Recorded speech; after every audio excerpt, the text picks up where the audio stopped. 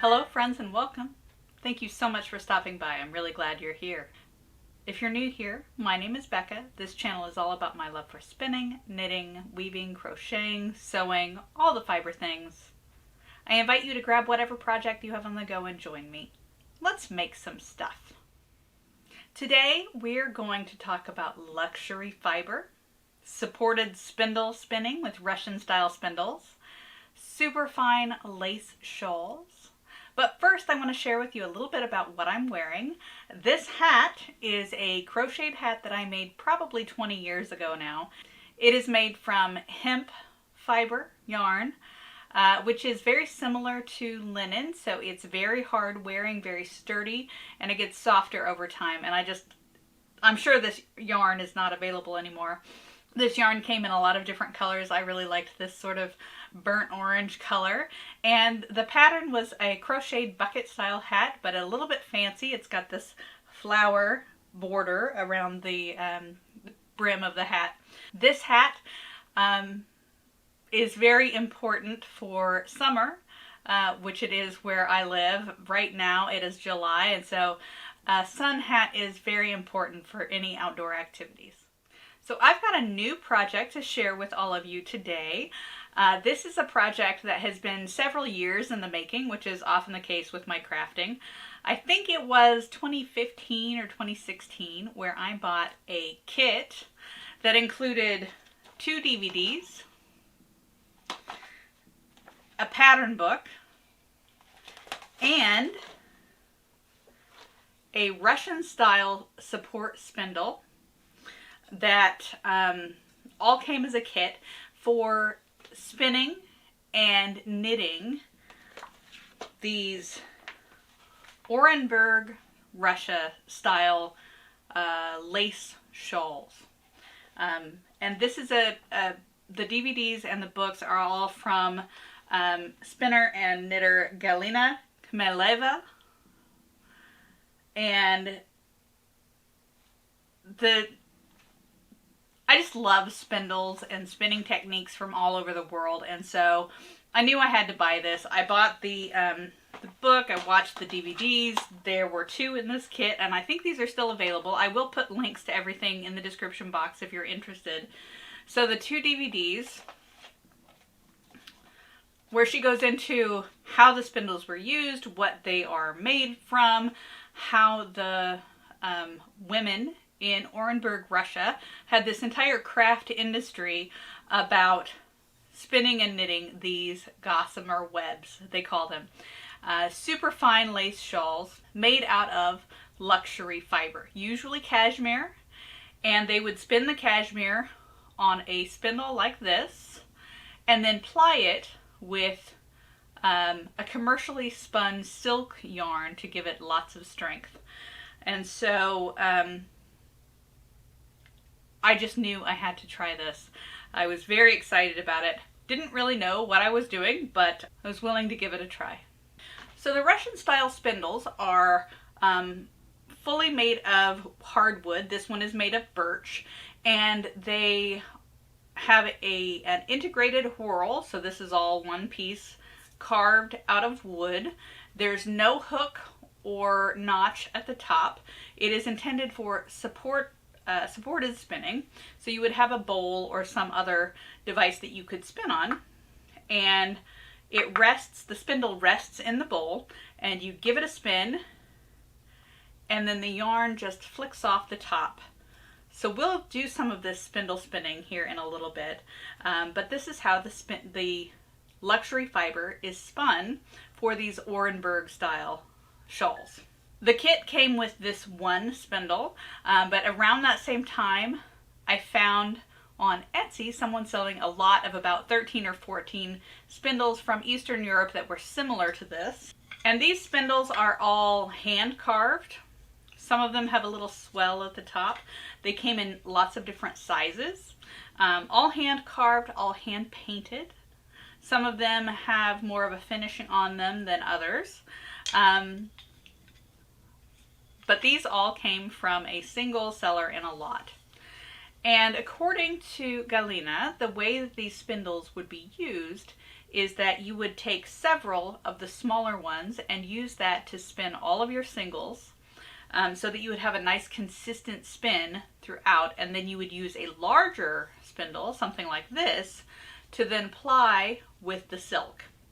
So you would have a whole set of spindles to spin with this technique. And you might have noticed that I keep these in a cup in my craft room. I think that they're create a little bit of cheerfulness as a display item in my craft room.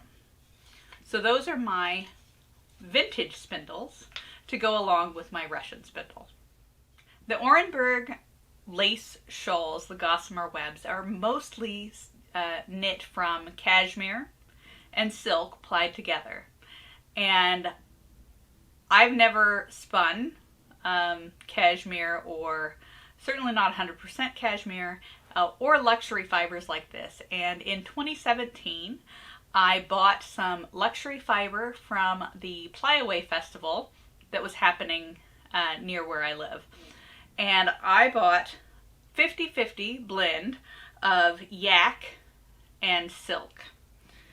So rather than 100% yak and then a commercially spun silk, I bought the 50-50 blend. And I got it in two colors. I got a bleached white and then the natural dark brown of the yak. This yarn, I spun 2 singles and then plied together. So it is 2-ply, and it is very, very fine. I don't even know if you can see the thread that is there, but because of the silk, it's very strong. This yarn, rather than putting it up in hanks or skeins and then doing a wet set on the twist, you would wrap them around a little cardboard disc and just wrap it and wrap it and wrap it until you came up with these little flattened balls. And those would then be steam set over a pot of boiling water. So these have all been spun and steam set and have been waiting patiently in my craft room, waiting patiently for me to get around to doing the knitting. Because this yarn is so fine, you can buy commercial yarn that is suitable for this type of shawl.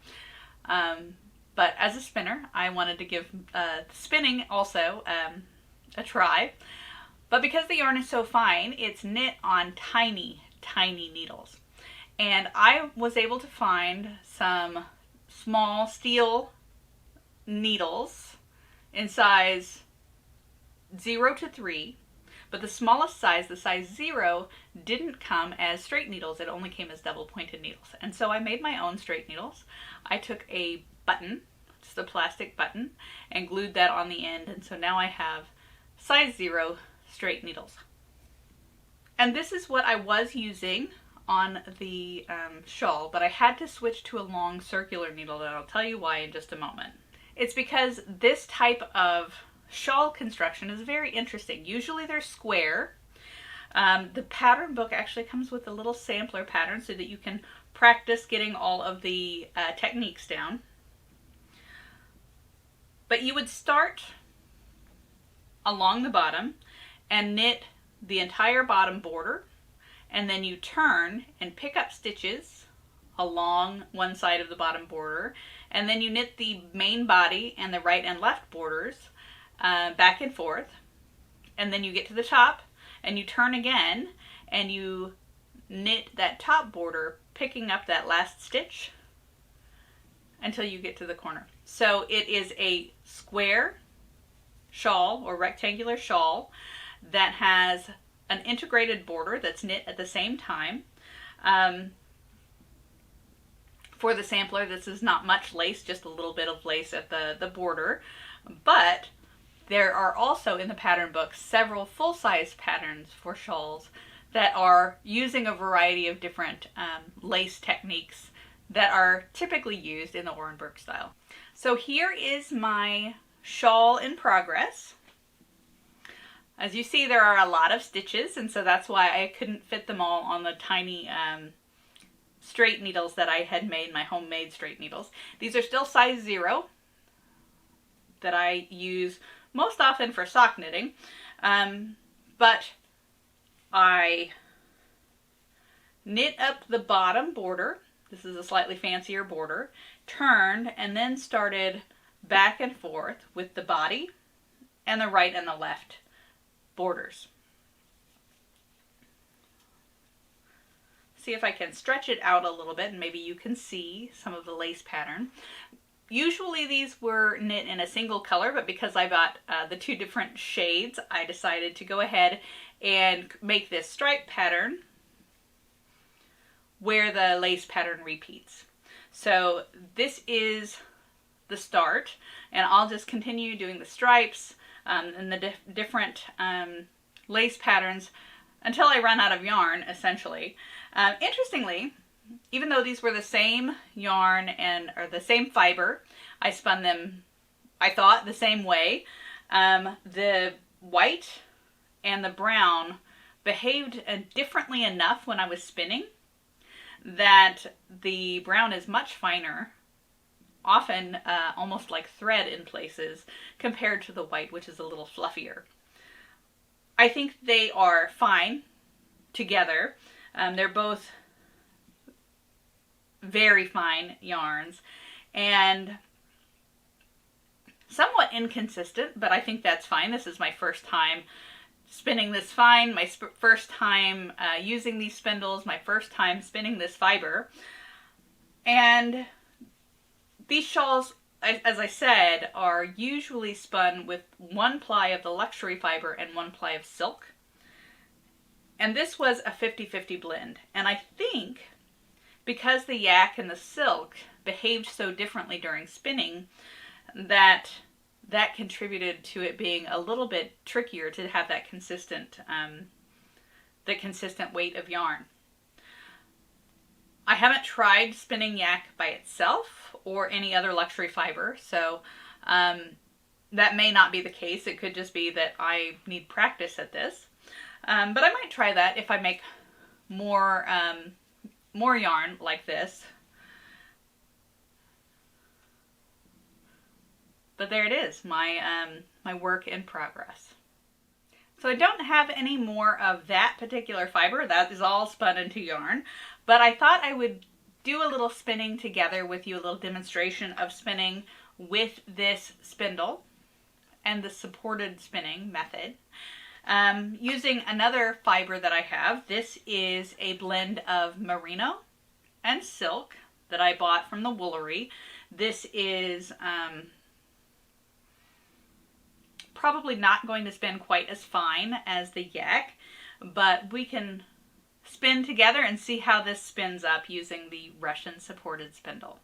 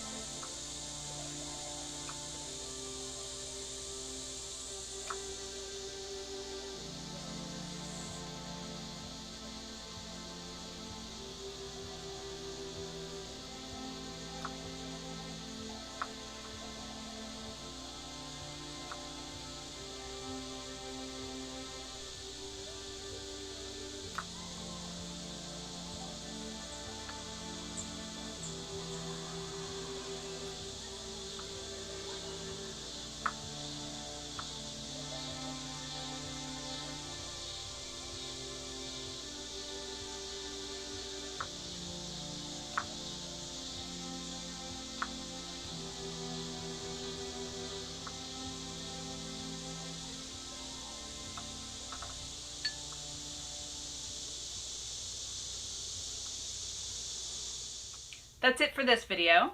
I hope you enjoyed this look at supported spindle spinning using Russian style spindle to spin luxury fibers to do some fine lace knitting.